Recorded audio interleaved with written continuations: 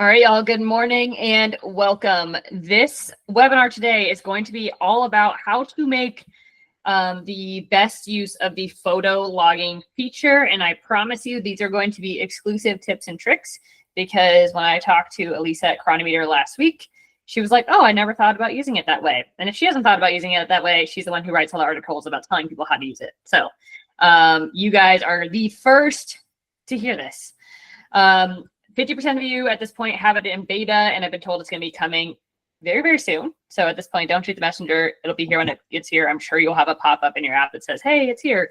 And I will tag y'all in the Mighty Network. So without further ado, I'm going to walk through the basic mechanics of how it works, and then we'll go from there.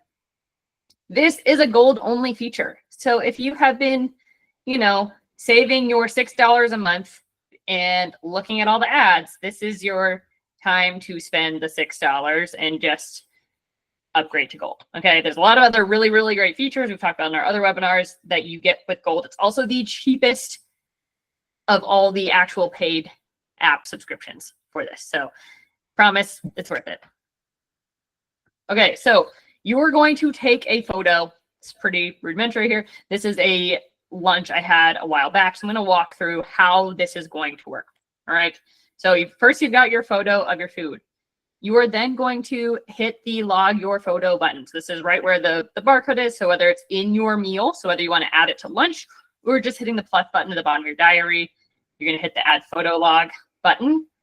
From here, this is where you guys are all going to excel because you are experienced food trackers. Okay. This is going to be the sticky point for people who are new to tracking, who have never tracked their food before. This is where you're going to refine it. Again, the app can only look at what the 2D photo is. It's not there eating the food for you. It is not going to be perfect in your quantities. Like, will it count if you have 23 blueberries? Is it going to count 23 blueberries? Yeah, okay. So it might do a good job there, but it can't tell you in that bowl how deep the bowl is, if there's meat at the bottom. Like, you are the person who ate that in person. And so you're going to marry the photo tracking feature with your skills of guesstimating. Okay. So when it pops up, and that's exactly how Cronometer designed it, they know the AI is never going to be better than you are assessing it in person. So it populates all the things, and it easily allows you to refine and adjust. So for example, these are little recycle buttons or refresh buttons, allow you to pick the next best thing. So for example, it saw the jalapeno peppers here. It also, if I hit this little refresh button, up would have popped maybe pickled jalapenos or pickled habaneros. So the things that's like, we think it's jalapeno, but our next best guess is these 2 to 6 items.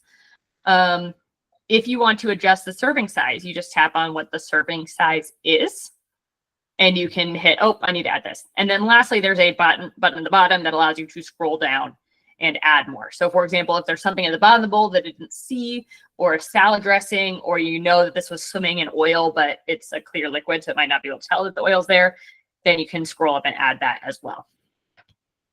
So for example, in this case, it identified it as flank steak, except I know this is tri-tip. And so I hit the refresh button, and it brought up brisket, a couple different brisket options, and then it was like, maybe it's pork tenderloin or lamb roast. And if you're like, none of these is really quite right, you can just hit search for more, just like you would add anything else. Like, I'm going to swap this for tri-tip, or I'm going to swap this for whatever that food item is.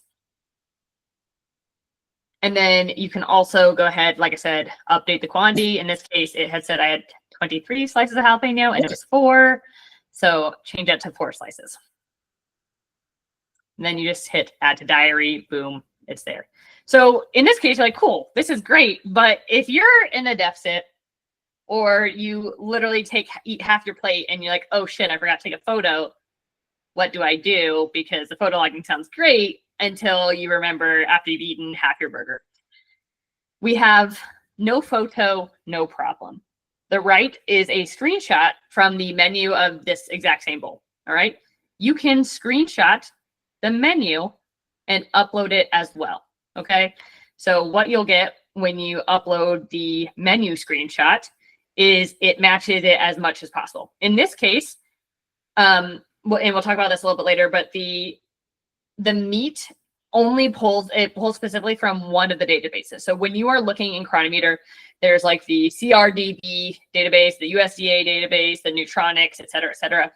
Because the AI only pulls from the NCC database, which basically is the full micronutrient profile database. So it's all basic items, but it doesn't have sometimes the specific cuts of meat. There's no tri-tip in the NCCDB.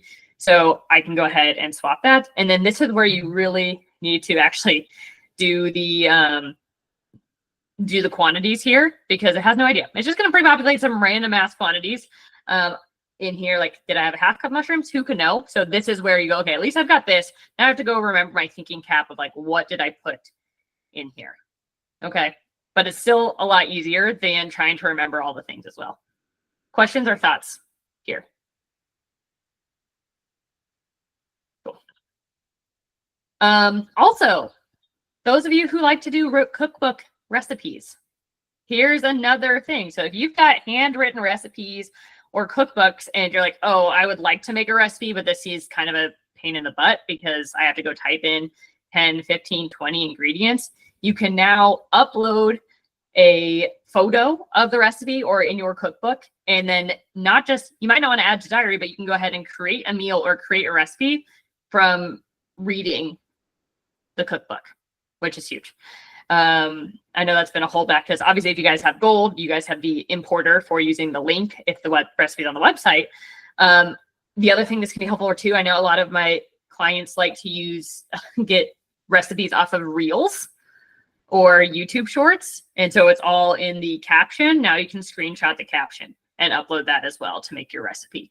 And then same way, you can easily go, oh, instead of me using sugar, I used honey, or I use something, you can just swap, just like you would in the regular food logging. And then you can create your recipe from it. And the create your recipe takes you just to the normal create your recipe page from there.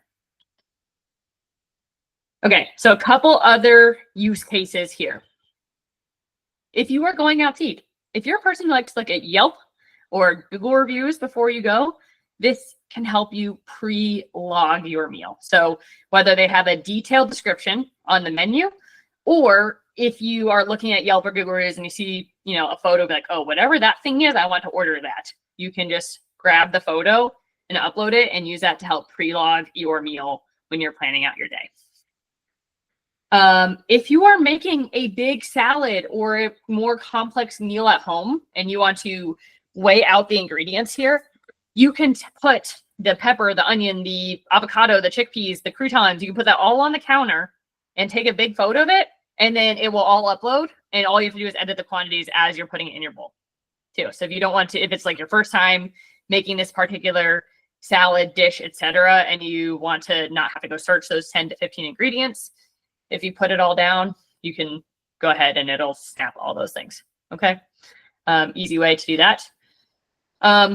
Another thing, no cell service. So this is kind of a weird one, but if you are somebody who is backpacking or on a cruise or traveling to a foreign country, granted here at EPN, we don't necessarily require you or encourage you to track in these situations, but if there's a reason why you wanted to, or you're like, I want to know if I ate enough carbs on this day, you could totally write everything down in your notes section, screenshot your note, upload it.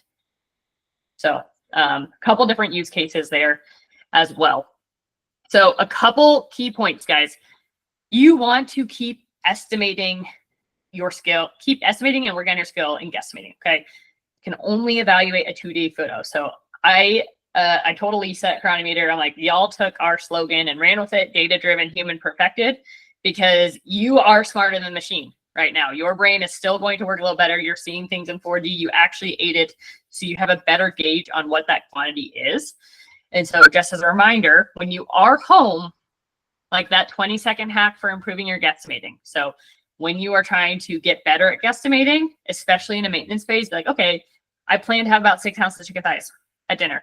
Let me grab my plate, eyeball what I think 6 ounces, and then check. 5.9, awesome. 4 ounces, we might need to work on your guesstimating a little bit. So the more intentional you are about guessing, the better you're going to be about actually honing that scale in versus just tearing the plate and adding 6 ounces. A couple other tips and tricks. Make sure you get the whole photo, okay? If it's slightly cut off or it looks like really, really zoomed in, it might get the proportions a little bit incorrect. I initially, when I was writing this post or for you guys, I was like, okay, let me get a couple cute, couple ways to get this. So I got like this really great photo of a burger and fries, but it was super zoomed in. I uploaded it and it was like, that must be a giant burger. And it told me I had 4 servings of hamburger buns because it assumed it was really, really zoomed in. And like the proportions were all wrong because it was very, very zoomed in. So it just kind of guesses there.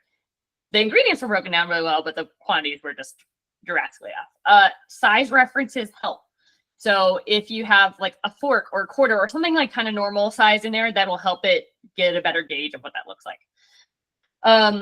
Don't forget kind of the hidden or invisible ingredients. So whether that's oils or clear dressings or sauces, it'll pick up like opaque sauces like ranch or aioli or mayonnaise really well. But if you've got like a vinaigrette or an avocado oil drizzle, it's not going to pick that up, or it might, but it might not give you a really good quantity. So just remember to add those things in as well. Because, okay, going back to like what database it pulls from, it doesn't have any UPC databases in there. So you will just have to go ahead and add and like go scan that thing in as well. The last thing is, okay, a couple more things. And if you have access to your food scale, still use it. So for example, if you're making that salad that's on your counter and you got that photo of all 15 ingredients in there, still use your food scale, because some of those conversations we've had about, hey, can we get as accurate as possible when we're at home?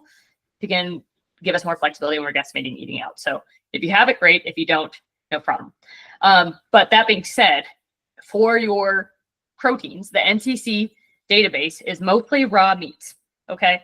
So if you happen to know what the weight of it is, for example, if you're going out to a restaurant and you said they say an 8-ounce fillet, well then go and log the USDA 8-ounce fillet. If you don't know what the weight is, then just keep what's like in there that's guesstimated. But if you do know what it is, I would rather you go back and use, oh, hey, I weighed this burger or whatever. I'm going to go swap that for the USDA and not leave whatever random beef was there to begin with. Okay. Just one of those things that will help you improve accuracy. If you know what it is, if you don't, I'm not going to sweat it. Cool. Those are my tips and tricks here. It's going to save you a little bit of troubleshooting as it goes along. Any questions, ladies? Sweet. Covered it. I'm sure after you get playing with it. Yes. Yeah. But this will be good to start. I didn't have it. I don't have it. So I'll keep playing. I'll keep checking. Yeah. Yeah. Go ahead, Becca. Will you put these slides in along with the video? I think that would be really helpful. Yes, I will. Thank you. The other thing too I didn't mention here is I have found it really helpful in identifying baked goods. So one of the bakeries I was at in Tahoe this year, they just put their own name on a lot of things that is not like the conventional name for the cookie or whatever it is. So I found it helpful uploading a photo of the almond horn, but they called it like an almond crescent thing, which is not the like official name for it. And the AI identified it as an almond horn, which is the actual name for it, and gave me a better entry because I didn't know what to search.